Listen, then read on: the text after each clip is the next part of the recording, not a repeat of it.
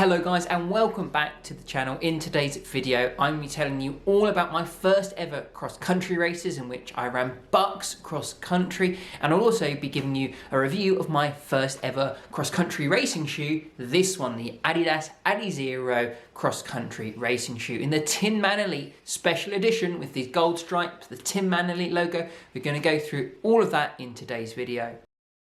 Welcome back to the channel guys. I'm Josh, a medical student and triathlete based in London. Now normally I'm all about road running and more traditional running and triathlon ventures, but I thought I would lace up some cross country shoes and give that a go. This is a real change for me. I'd never run cross country before these races. Most people in the UK tend to do that as part of their secondary school. However, I wasn't very athletic then, so I kind of wormed my way out of doing it. However, I definitely regret that now because I had so much fun being able to do this for the first time. It was absolutely phenomenal. I just want to thank everyone from the BUCS running team for making me feel so welcome and for letting me join in on such a prestigious race. I'm going to split this video up into two parts. First off, we're going to talk about the cross-country races that I did, that being one LUCA cross-country race and the other being the BUCS cross-country race. And then I'm going to give you a review of those shoes. However, it's going to be pretty abridged because I don't know if this is true of most cross-country shoes, but they seem a little bit more straightforward than the typical road running shoes that I feature on this YouTube channel. And timestamps for both of those will be in the description below. So let's start by talking about the cross-country races that I did. First off, we went over to Wimbledon to do a LUCA cross-country race. That's the London University League. So a little bit smaller, well, a lot smaller than the BUCS races, I'm sure you'll see.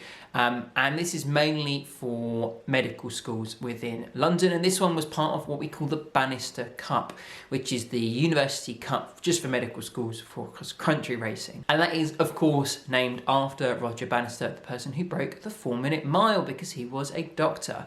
So a lot of history and a lot of prestige. And again, I am really thankful to BL Running for letting me take part as part of their team and being so welcoming. It's absolutely amazing to get involved in more traditional running sports. Considering this was my first ever cross country, my main goal was just to finish, if I'm honest, and make it through unscathed. And it was an absolutely beautiful course. It was two just over 4-kilometer loops with a hell of a lot of elevation, especially towards the end. I don't know if anyone's ever run around Wimbledon. It's really hilly, and right before the end there's this humongous hill, and the finish line is about 20 or 30 meters after the plateau at the top of that hill. So there's a really nice sweeping downhill before that uphill, and then you go up that uphill, and the second lap is pretty much just recovering from that massive hill. The weather for this one was pretty good actually. It wasn't too muddy, it hadn't rained in 5 or 6 days, and so although I was wearing spikes, a lot of it was spent on more gravel paths that weren't super muddy. I thoroughly enjoyed this race. It was absolutely great fun to do something so different and experience some really interesting terrain and get to know lots of new people there. Obviously, I was not a factor in the race. I'm not going to win it because some of the people who run cross country are absolutely incredible at that and what they do. However, I really do believe that I performed quite well for how I was doing on my first time, although the second lap was incredibly painful. I'm not sure if anyone else has run cross country before, but when you get started, I understand you're not as comfortable and as familiar with the amount of vertical gain, and that puts a lot of strain on your calves. And so by the time I got to the second lap, both my calves felt like they were going to rip themselves off of my legs. It was really aching so bad, but I managed to push through and finish, and it was an amazing achievement to be able to have done that for the first time. But the bigger of the two races that I've done for this spring's cross-country season has to be the BUCS cross-country. This is an absolutely massive event. There are hundreds, if not thousands, of participants over 4 races. There are men's and women's short and long races each respectively. For the male side of the BUCS running team, we only had 5 men running that day, me being one of those 5.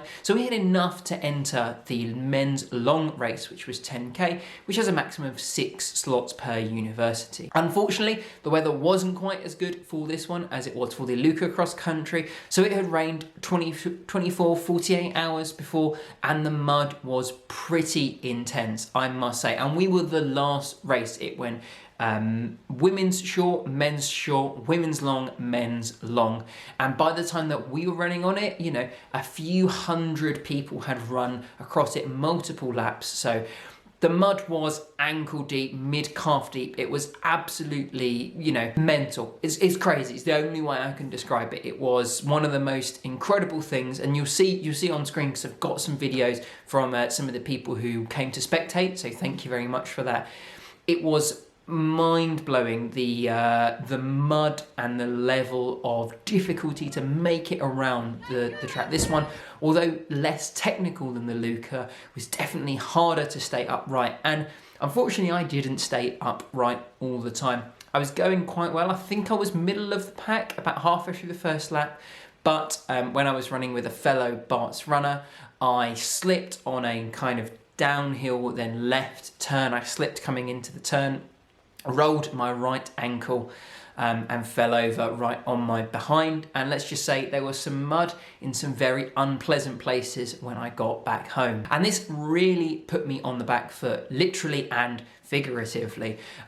You know, just getting back up and trying to run when you're absolutely covered in mud and you've got mud on your hands is really surprisingly difficult, actually. But with my ankle quite sore after rolling it and just losing a lot of confidence, I ended up slipping back almost to the back, you know, and that's fine because I'm just learning and trying to get experience in cross country. I wasn't really aiming to have a great performance anyway. But yeah, it definitely hurt my confidence coming around those corners. I ended up almost tiptoeing and walking through some of them just to be able to stay upright because, yeah, like I said, the level of mud and how slippery it was absolutely incredible. I don't know how the fastest pack stayed upright. They finished over 12 or 13 minutes faster than me, and they all managed to stay upright, I presume, although I didn't obviously get to watch the race, but they must have been floating over the mud, basically.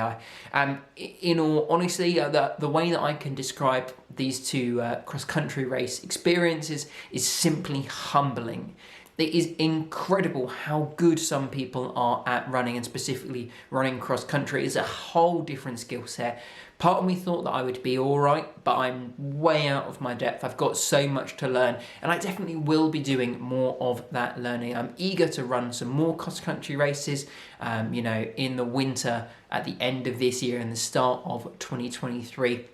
So if any of that sounds interesting to you, you want to learn more about cross country and follow my journey from being pretty crap at it to maybe being semi-okay one day, then definitely subscribe to the channel, as it's something I'm really intrigued in trying more of. But let's get on to the part of the video where I might know a little bit more of what I'm talking about, and that is a freaking shoe review.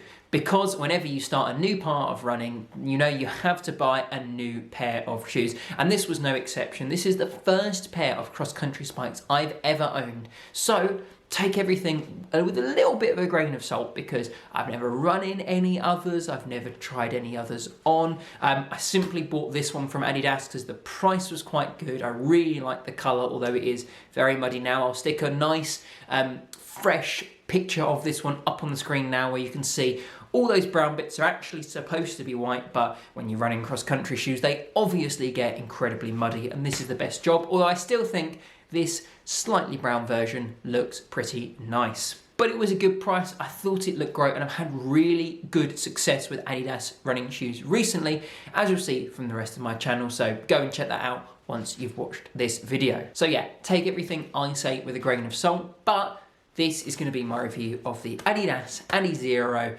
cross-country spikes Tim Manley version of their running shoe. Let's start with that upper, and like on most of the Adidas shoes that we've got at the moment, we've got a really nice thin kind of mesh material. Again, we can see through it almost all the way through. There really is a very limited amount of padding in the upper of this shoe. There's only a small amount around the heel collar, and there's basically none else apart from that. However, I don't feel like this impacted the lockdown at all, as I'm sure you can imagine when you're running through a massive kind of corner of mud, when your foot gets sucked under and the mud comes on top and you try and lift your foot out, it's really easy to lose your shoe, for your foot just to slip out. And I saw this happen a number of times, especially at the BUCS cross country. But that didn't happen with these ones. The lockdown was incredible. The lacing system is really good, with some extra eyelets up top to do a runner's knot, which I definitely did. And I actually did put tape around these ones just because the kind of conditions were so bad. I thought that was necessary, and it definitely paid off because both my shoes stayed on my feet, and that is a win in my books. The only thing that I would say about this upper and this kind of shoe in general is it definitely runs small. I wish I had gone for at least a half size up, but I really needed to race in these and I couldn't find a half size up, so I went for a normal size 9, which fit me perfectly. And when I say perfect, I mean these are the exact size of my feet. My right foot is slightly larger than my left, so it is literally the size of my right shoe, and my left shoe has a little bit more space in it, but I did put a hole in my sock on my big toe. That is how tight these shoes are, so I would highly recommend a half size up, and you probably won't regret it. You're unlikely to kind of sacrifice any lockdown, you're just going to be a lot more comfortable. And the final kind of point to talk about on the design, and the final point to kind of talk about when the upper of this shoe is the design, as of course these are the Tin Man Elite versions of the Adidas ADIZERO cross country spikes. Tin Man Elite, for those of you who don't know, are an American running group. They're incredible, they're all much faster than me, and they work with Adidas. They're an Adidas sponsored team, and they made this kind of limited edition colorway. So normally this would just be white with black stripes, but we've got the gold stripes on, we've got the Tin Man Elite name on the front of the shoe, and we've got their logo on the side, which has stayed pretty much mud free. It hasn't stained this bit at all, so I don't know what Adidas are doing differently to this as they are on the rest of the shoe, but yeah, it's very weird. I wonder if it's a slightly plastic, it feels like slightly plasticky compared to the more material. I don't know, I'm not a shoe designer, but overall really good upper, nice design.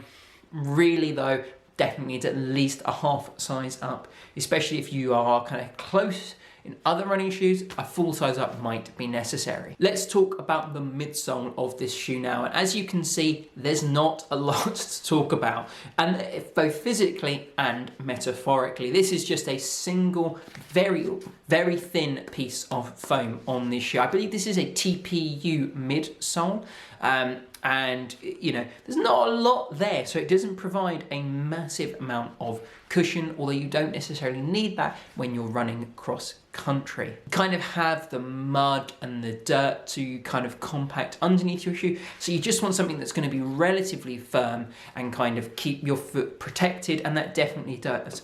This is a really nice, quite stiff and rigid midsole, although it does have a fair amount of flex in this bit right here, just under the forefoot, whereas in the back it's a little bit more rigid. And there's not much more to say than that. It's good. I really liked it. I didn't have to think about the midsole in the case for this shoe. And I think that is kind of true of most cross-country shoes. So let's talk instead about the outsole of this shoe.